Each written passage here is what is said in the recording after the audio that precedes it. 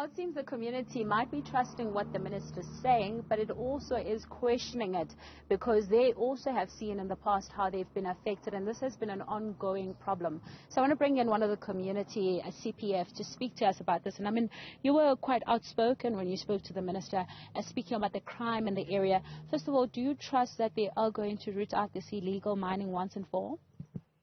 I'm not sure if I can say I trust, because a lot of things, not only is this the case, but I can say I don't trust it. Let me just put it like that. I don't trust they will root out the cause of the illegal miners, because it's only just from my side, it's just a blindfolding us for this week and possibly next week, but after that they'll be gone. Like they did to other areas, they didn't continue and follow up on any other cases with the illegal miners also. And I mean, you have spoken about crime also in the area being one that has affected a lot of people.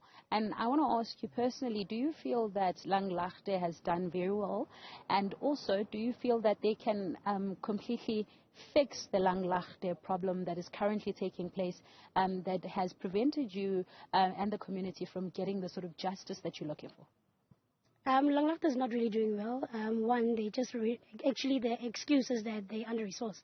Everywhere we go, they're under-resourced. Everything they report, under-resourced. So with that on its own, I don't think they will be doing well anyway. And then if they can also start being held accountable. So Langlaagte is not being held accountable, and they don't want to apologize when they do mistakes. So with us from the CPF side, we've got cases that we need them to follow up on, including my cases that they need to follow up on. It turns out that they're not doing so good with the following up on cases, and a lot of things are not happening. The head of detectives, there's a lot of commotion that's happening there, so they're not really doing so well with any other cases besides the crime itself. What would you suggest that be done to this police station? I would suggest that we take, like, reshuffle from the route, because I think everybody's comfortable. Everybody that's in the station is very comfortable, because if you come inside, you can see police. Some of them get the drinking. Last time when we had to do our patrolling, we had police that were drunk. It was such an embarrassment because I'm bringing a complainant. That I also stated with the previous station commander, he's aware of it. And not only is that, there's a lot of things that we brought up to the police station. So, yeah, that's just a little that I can just share for now. Thank you very much for speaking to us. And I want to bring you in, Bishop, because you also in the community, and we know that the community has now called that the Nqobile informal settlement be taken out of the community. Tell me, though, because there are parts where people are going to start asking about human rights specifically, because if you're taking someone, you must provide a place where they must go. How does the community intend for this to happen?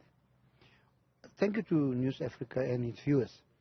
One of the things that we have to remember, a few times in the past, there was environmental impact assessment test done on that piece of property where Zama Zamas is currently situated. And it was found to be uninhabitable or unconducive for human habitation. We also have a situation where you currently have the fuel line from Transnet that goes through there. We have the gas line from Sasol that goes through there. But also on top of that, we still have the high pressure water that comes from rainwater.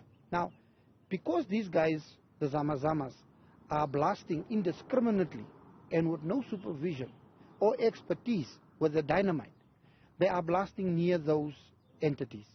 And if one of them are struck, it will be a disaster of magnitude that we've never seen before within our area or within South Africa.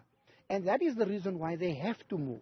That is one of the reasons why Home Affairs has to come in, look at the foreign nationals, and do what they need to do with it. That's why human settlements must come in. And they must do their assessment with regards to the responsibility our government has towards South African citizens and relocate them, because that area is a disaster waiting to happen. These are the things that is factored in. We can't even go and talk about human rights if people are living on a time bomb. How do you bring human rights in there when the time bomb is about to go off? And we have to be cognizant of that. A few years ago, there was an engineer's report.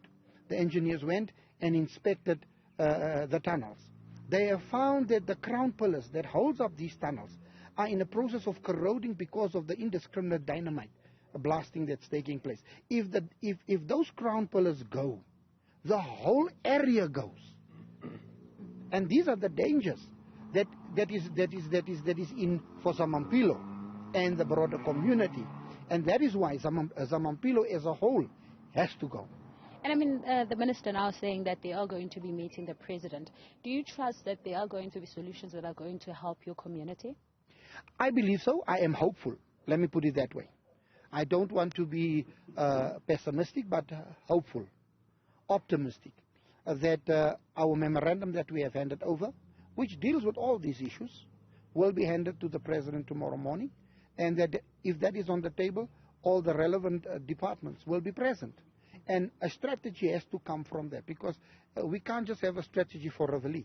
It has to be a national strategy, because our whole country is infested with this problem.